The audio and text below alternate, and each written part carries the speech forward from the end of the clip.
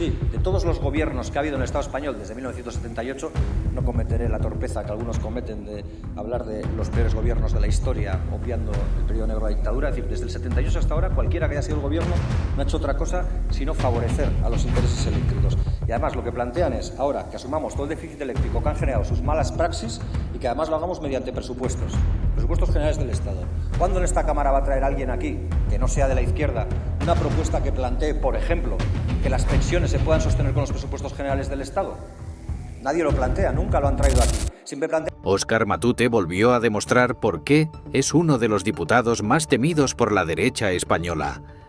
Con una intervención cargada de precisión, ironía y contundencia, Matute desnudó las incoherencias y contradicciones del Partido Popular, dejando a figuras como Elías Bendodo y Miguel Tellado absolutamente en evidencia.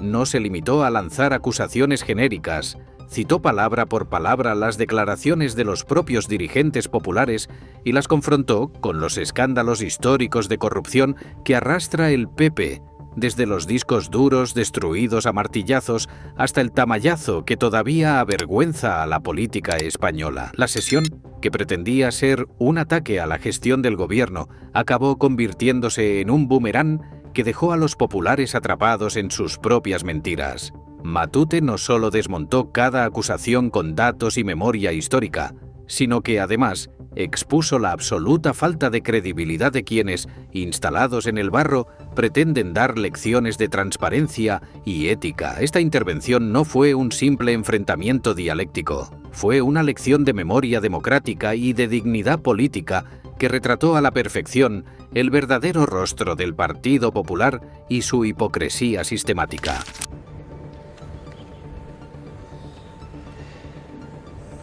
Casco, presidenta Andrea. Señorías, buenas tardes. Permítanme que empiece rompiendo una sagrada tradición, parece que en este atril, que es la de proceder a replicar monólogo tras monólogo ante cada intervención y con independencia de lo que uno le digan, aquello que se traía preparado. Usted nos ha planteado una pregunta, el representante del Partido Popular nos ha planteado una pregunta a los grupos que de una u otra manera sostenemos al Gobierno. La pregunta era si queríamos que bajara el precio de la factura eléctrica. Yo creo que ante eso hay que responder con claridad. La respuesta es sí.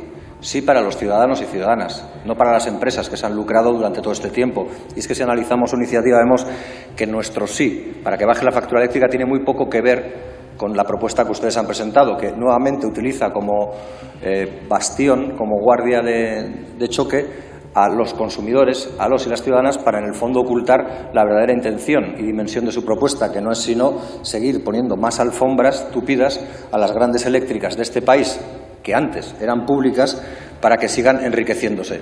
Sí, es tan sencillo como eso. Yo lo entiendo. Yo entiendo cuando en la bancada, y me da igual para qué lado mirar, cuando las bancadas de esta Cámara se han sentado quienes ahora ocupan los consejos de administración de grandes empresas que antes eran públicas y ahora privatizadas, se entiende muy bien por qué la obsesión con seguir dándoles todo tipo de beneficios a estas empresas. Nosotros creemos que la electricidad tendría que ser un bien para todos y para todas, con independencia de sus recursos, y no tanto un objeto de negocio, un objeto de comercio para el lucro de unos pocos.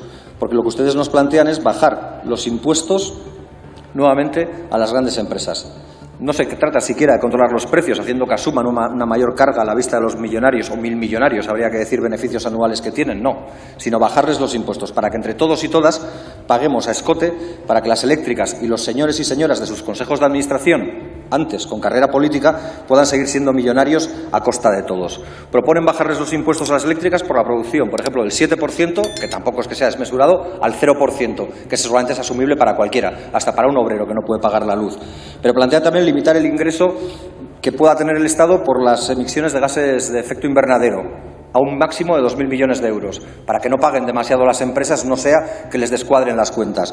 Proponen también que se sigan dando compensaciones a la moratoria nuclear, yendo en contra de los vientos que recorren Europa y que quieren acabar con la energía nuclear. Pero ustedes plantean más cosas. También plantean que todo el déficit eléctrico que han ido generando durante años por las malas actuaciones de unos y otros gobiernos, y aquí no distingo de colores, ustedes, me da igual, permítame que mire para allí, puedo mirar para allí también, pero en cualquier caso de los dos, se lo dejo claro, de todos los gobiernos que ha habido en el Estado español desde 1978.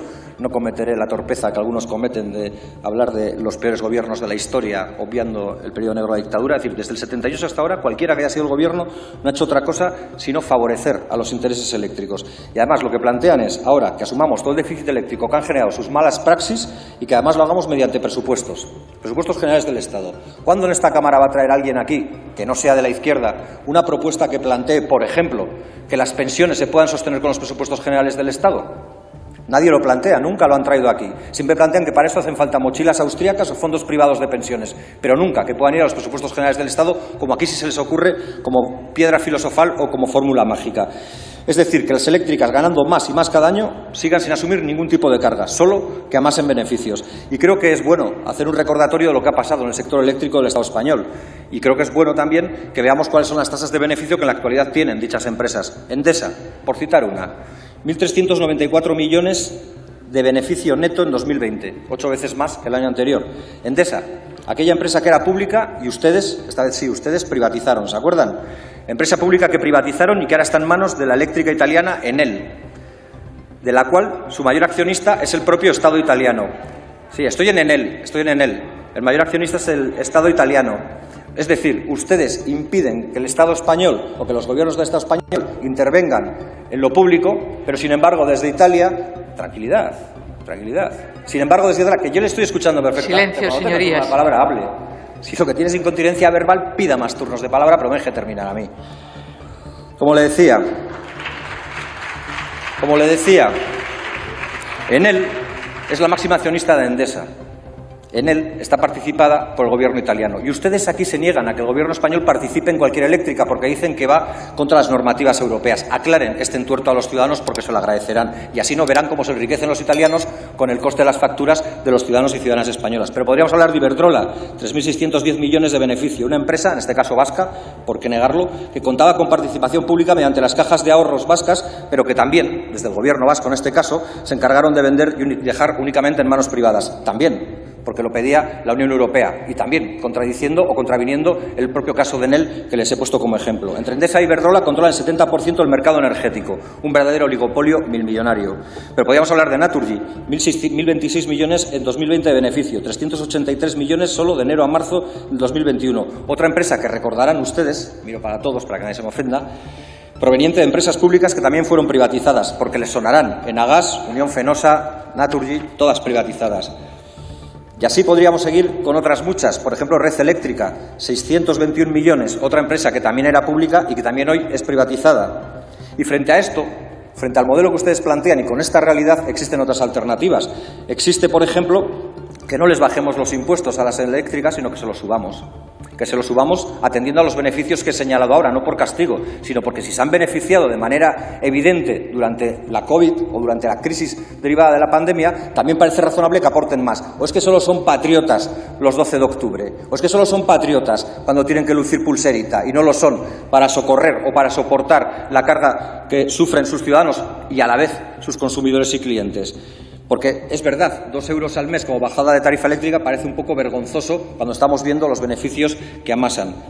Pero podríamos decir más y podríamos hablar de las puertas giratorias de las que he hecho mención al inicio. Y podríamos señalar por qué, en el fondo, nunca se atreven a ir contra las grandes empresas eléctricas porque saben que es la verdadera salida profesional para muchos de ustedes. Porque si no, no hay más que ver todos los consejos de administración de todas estas empresas, antes públicas y ahora privatizadas, agarrándose a la liberalización, esa palabra que tanto les gusta, que no ha hecho sino malvender lo que era de todos, ponerlo en mano de unos pocos, comprar a unos cuantos para que se beneficien los de siempre. Ese es un mal negocio y, desde luego, con nosotros que no cuenten para esas cosas. Muchas gracias, señor Matute. La intervención de Óscar Matute en el Congreso no fue simplemente una réplica más en medio del habitual ruido parlamentario. Fue una radiografía brutal y precisa de cómo la derecha española, y en especial el Partido Popular, intenta ocultar su pasado reciente de corrupción endémica bajo una montaña de acusaciones huecas y falsos relatos de superioridad moral. Lo que Matute hizo fue recordar algo esencial que una parte de la política y la prensa pretende borrar. La corrupción en España no es una anomalía aislada, sino un sistema profundamente arraigado en las prácticas de la derecha cuando ha tenido el poder. Matute, sin levantar la voz ni recurrir a la teatralidad barata que tanto gusta a otros grupos políticos, fue desgranando uno por uno los casos que el PP quisiera enterrar. Recordó cómo destruyeron discos duros a martillazos en plena investigación judicial, cómo fabricaron tramas como el Tamayazo para alterar mayorías legítimas, cómo funcionarios de su entorno han sido condenados por financiación ilegal. No fueron opiniones, fueron hechos. Y lo que quedó claro tras su intervención es que, mientras el Partido Popular siga existiendo en su forma actual, será imposible hablar de regeneración democrática en España sin que su hipoteca moral siga pesando sobre todo el sistema político. Es especialmente significativo el momento en el que Matute confronta a Bendodo, uno de los portavoces del PP más agresivos en su retórica actual. Bendodo, al igual que Tellado y otros miembros de la cúpula popular, basa su discurso en acusar al gobierno de Sánchez de corrupción sin presentar pruebas sólidas, intentando instalar la idea de que todos son iguales para diluir su propio pasado. Pero Matute no se dejó arrastrar a ese terreno. Se mantuvo firme, implacable, utilizando las propias palabras de los populares para desmontar su relato y evidenciar su absoluta falta de credibilidad. El momento en que Matute recuerda cómo en su día el Partido Popular afilaba la Fiscalía o cómo se pagaban salarios en diferido es mucho más que una anécdota. Es un recordatorio de que quienes hoy se rasgan las vestiduras por una supuesta falta de transparencia son los mismos que cuando gobernaron instauraron un auténtico régimen de impunidad, corrupción y manipulación institucional. La indignación impostada del PP no puede ocultar que su historial de delitos, condenas y escándalos sigue siendo el más abultado de toda la historia democrática española. Pero además de poner el foco en el pasado, Matute también lanzó una advertencia hacia el futuro. Porque la corrupción no es solo lo que ocurrió hace años, es una forma de entender la política que sigue vigente en las filas populares. Una forma de actuar que prioriza los intereses privados, los privilegios de unos pocos y el saqueo de lo público sobre el bienestar común. Y mientras no haya una verdadera ruptura con esa forma de hacer política, el PP seguirá siendo una amenaza para la democracia y para los derechos sociales en España. La intervención de Matute también dejó al descubierto otra gran verdad, que el Partido Popular no tiene ningún interés en mejorar el país. Su única obsesión es recuperar el poder, aunque sea mintiendo, manipulando y generando odio y división social. No ofrecen alternativas, no presentan proyectos sólidos, no proponen soluciones a los problemas reales de la gente. Solo insultan, tergiversan y ensucian el debate público, convencidos de que en el fango tienen alguna posibilidad de regresar a la Moncloa. Frente a esta estrategia destructiva, la respuesta de Matute fue la de la dignidad. Una dignidad que no se basa en consignas vacías ni en discursos populistas, sino en la memoria, en la verdad y en la defensa de los valores democráticos. Recordó a todos que no se puede construir un futuro limpio si no se hace justicia con el pasado, que no se puede permitir que quienes saquearon el país pretendan ahora dar lecciones de ética, y que la lucha contra la corrupción no puede ser una consigna vacía, sino una exigencia real, diaria y constante. Por eso su intervención fue tan importante. No se limitó a responder a las provocaciones del PP. Les desnudó, les dejó sin máscaras, les obligó a mirarse en el espejo de su propia historia, una historia de la que hoy pretenden huir, pero que les persigue y les perseguirá siempre. La batalla que libró Matute en el Congreso es, en el fondo, la misma que debe librarse en toda la sociedad. La batalla por la memoria, por la verdad, por la decencia pública.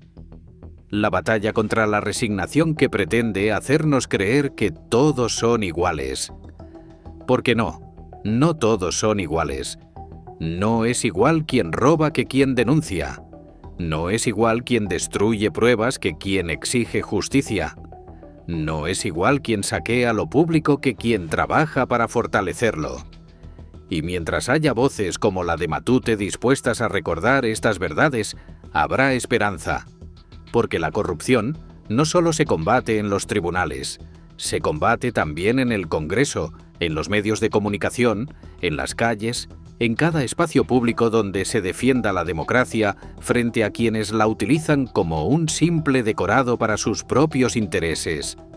Óscar Matute no solo repartió estopa a Bendodo y al Partido Popular, repartió verdad, memoria y dignidad. Y en estos tiempos de cinismo y manipulación, eso es, sin duda, lo más revolucionario que se puede hacer.